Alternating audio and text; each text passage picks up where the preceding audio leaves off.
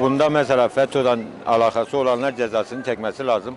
Ama yaştan guruyu karıştırmamak lazım. Adaletli bir hukuk devleti çerçevesinde yargılanmasını istiyorum. Mesela suçsuz olanlar da var mesela. Değil mi? Suçsuz olanların bırakılmasını istiyoruz. Ama peki, suçlu olanların cezalandırmasını istiyoruz. Çünkü ya bir şey yapmadı, halka saldırdı, tankla, tüfekle, değil mi? Ama suçsuz olanlar da var bunların içinde. 28 Şubat bir kumpastı. Evet. Değil mi?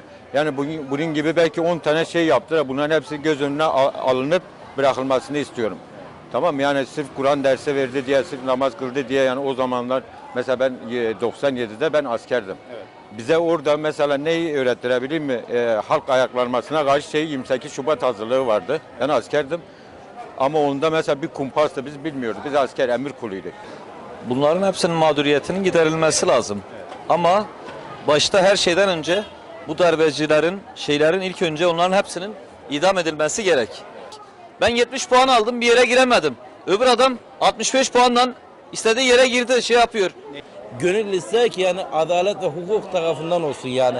Bu peklenme, bu çıkan yasalar hem geçmişte yatan mağdur insanlarımız için hem de gelecekteki nesiller için iyi bir şeyler olmasını diliyorum yani. Efendime söyleyeyim, o zaman mağdur insanlar da vardır.